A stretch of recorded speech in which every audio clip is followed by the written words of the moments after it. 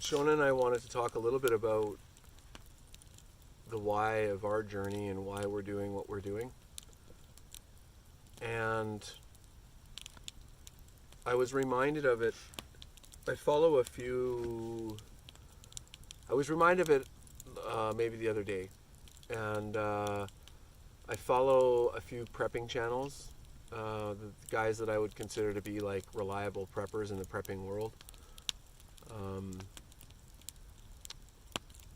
And I just had this realization that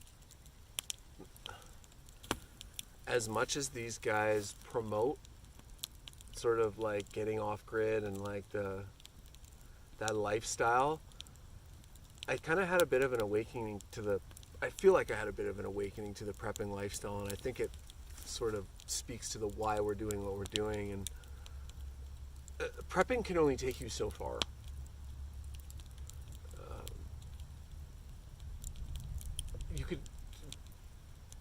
You can only survive so long with limited knowledge and limited resources. And so the ultimate prep, in my opinion, is to become so skillful that you don't need society. You're not dependent upon the system anymore, whether you want to do it or not want to do it. And so prepping, in my mind, is kind of like a baseline, basic introduction. It's kind of like a Band-Aid to an urban problem that we've created. And it helps make people feel safer that, you know, they've got 30 days worth of food. And it is, like, if there's it's a valid thing to, like, if there's an emergency, and most emergencies are like 30 days, but, you know, under 30 days or whatever. But a lot of preppers promote this like apocalyptic end of the world stuff, and you're just only going to get so far with a backpack full of CBR and filters and as much food as you can carry and a knife, you know. Like, so the mentality to me is about being the prep, being the, like, creating that wherever you are. You're working with what you have. So whether you're in a basement suite, you can do, you know, potted gardens and learn about gardening, you know, or, you know, you have a small little backyard, then you turn it all into a garden, or you start raising chickens. And I know these guys all talk about that, but that's where you start. The funny thing is I just don't see them doing it.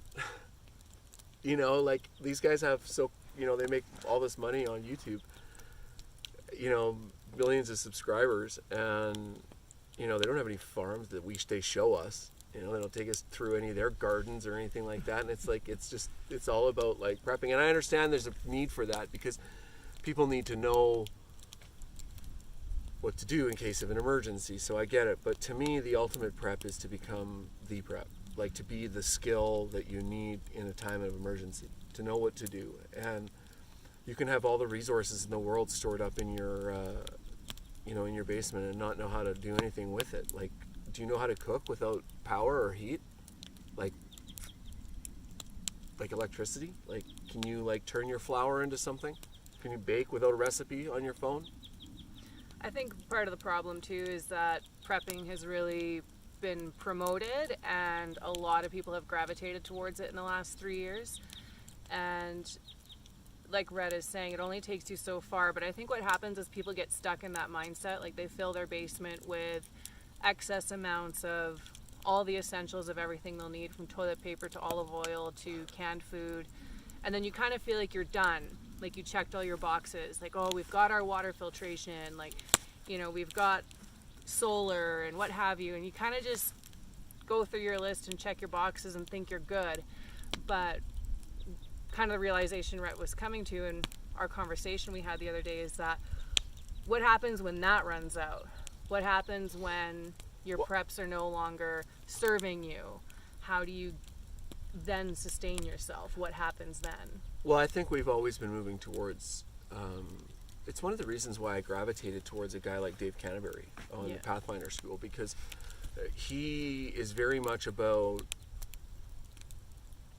skills of longevity, right? Like trapper style skills, that sort of stuff, like things that like minimalist tools, minimalist and all skills, right? Like, so, and we've lost that. And Dave can go survive in the bush for 3-4 days with just a satchel, with his pocket knife and a wool blanket, like he's good. And we've lost that. And that's the type of prepping mentality that I think that we need. That's prepped. To me, you're a prepper if you can do that. Mm-hmm. But like, because you've got some like food stockpiled and you've got some Band-Aid stockpiled and some toilet paper, like you're not a prepper. A prepper is someone that's moving towards, they're aware of like how vulnerable they are to breaks in the system, cracks in the armor, and I think people are waking up to that. And so I think our channel, we want to like show what you can do in an urban environment. We're moving out of an urban environment. That's our goal. But we have to work with what we have. And that's what we want to show you what we're doing. So, and it is about building that skill. It is about, like we've expanded to an 800 square foot garden. We're expanding like our meat bird production and our egg production to the max of what our backyard can hold. And that's not just about trying to have as many chickens as we have or the biggest garden we can have, but it's about expanding that skill set from I grow tomatoes on my deck to I now grow 20 different varieties of vegetables, and I'm figuring out how to do that in a spring that's delayed or, right, like frost and then how to preserve it all. You don't want it to go to waste, Yeah. and you don't want to lose it to bugs. And there's so many learning curves, and you have to start small to do that, and then you just expand, you just grow. But you can't just stop with your little gas mask and your bullets stored away and like think that you're gonna just survive like in it's a skill set. It's not realistic. It's not realistic. Like my wife and I today, like we have a Sunday off together and we just came out and cut firewood. We don't even have a fireplace. And we came out and filled our truck with firewood because we knew of a really like awesome tree we're sitting on right now, this fir tree. It's like 22 inches in diameter and just clear as like you can't even believe. And we've got the truck full of firewood now. And that's the way we spend our time because it's a resource that we want. It's a resource, but it's also like keeping your skills sharp. Yeah. Right? It means you're moving logs around and staying fit and swinging an axe and cutting a chainsaw. Like there's lots of things involved. And not only that, you get quality time away from the city. You get to sit by the fire. Like the dogs out here. It's just awesome, right? It's so beautiful right now. And this is the way we believe we're designed to live. And I think that God's been speaking to me about his creation and how his economy works. God has an economy. And one of the things we're sort of gearing our farming towards and our homesteading towards is God's economy of reproduction and basically essentially this like life cycles, right? Like the year has seasons, right? So I feel like God's economy has seasons. And the distorted thing is that we've grown up with a really messed up version of what an economy should be because it's been perpetual growth. That's what we seek. And in the real world, when you are boots on the ground and you're like, there's seasons. You have to withstand the seasons. But if you can withstand the seasons and if you can embrace them when they come, the seasons of death and the seasons of rebirth and the seasons of harvest and all those things, if you can be present in those, you will reap more than you've ever reaped before, I believe. That is how God works. And we want to explore that, and we want to take you guys along that journey.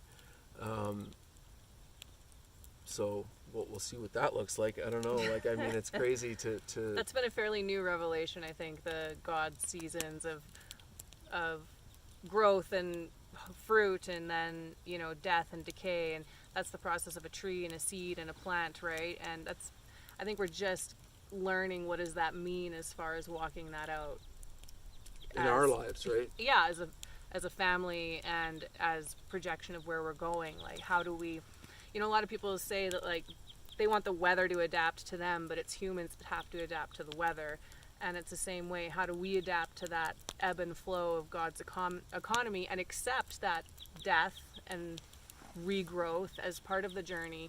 Because, yeah, like you say, we just want constant projected growth where things just get better and better and better. Well, and it's that's present. not normal. It's present in society today where we aren't willing to face anything. We don't want to face anything hard. We like have isolated ourselves and put ourselves in our rooms and our homes, and basically like shut ourselves down and just dope ourselves up with, you know, whatever it is that we're hooked on. You know, mostly social media, I think. Yeah.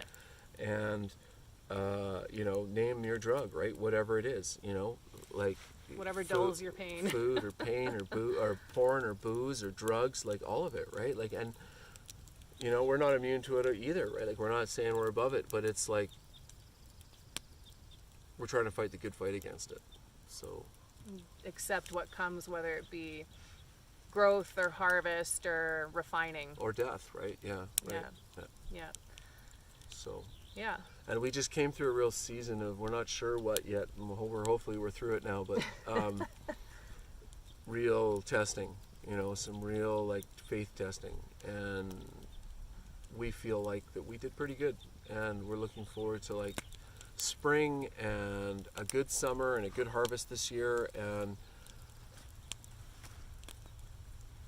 just being present and not focusing on the bad things that have happened, you know. Can't change them. We're only here, right here, you know, right here, right now in front of this fire talking to you guys. So anyways, that's enough talking. Yeah. That sounds about right. It's funny when No, you're supposed to stop talking then. I can't finish with a funny thing. Yes, you can finish with the funny thing. When I was first getting to know Red and realizing how resourceful he was, and sort of like people around us or in our community would always say, oh, if there's ever a zombie apocalypse, I'm going to come find Rhett. And he would always say, your entry into the camp is your skill. What skill do you bring? And it was amazing how few people actually had a real live answer to that. You know? Yeah. Or some of them didn't, or some of them were like, oh, like, I'm really funny. I can keep people laughing. And Rhett's like, no, that's not going to get you in. Well, or whatever it was, right? And I don't know, back then I don't feel like I had a whole lot of skills to bring, but I feel like I do now, you know? I feel like I have skill, and so it's not something that's unattainable. It's something that you can learn, and it doesn't have to be something you're uninterested in. Like, there's so many things you can learn that apply to a vast range of different skill sets, you know? So it's not unattainable to learn a skill to bring to the table, you know? Anyway, I feel like I've grown a lot in that area. yeah, well, if you're going to do this, if you're actually like pursuing homesteading as a path, then you're going to need more than one skill. You're going to need a whole bunch of skills, and you're going to need work ethic. And here's the thing, like, one of the things that you're going to get to know me a little bit, I'm not going to pull any punches, right? Like, there's no joke, man. Like, you can't pussyfoot around. Like, I work a full-time job. I hang drywall all day long, and then I come home and I have like 3-4 hours worth of work to do on my little homestead. You know, and then I have dinner to make, and you know, it's just it's a lot. Like, you have to want it. You have to count the cost. It's no joke. And you have to go after it. You can't wait for the opportunity. At least for a to come. season, until we can just do that full time, where I don't actually have to do 2 jobs. Yeah. So Yeah. that's the goal. So That's the goal. That's our thoughts. we're done talking now. That's it. We're done talking.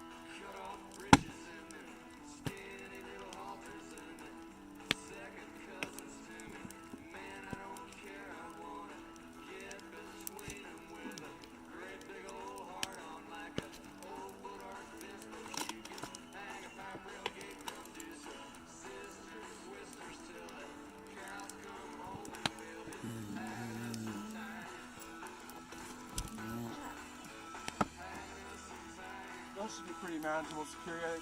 Oh, for sure.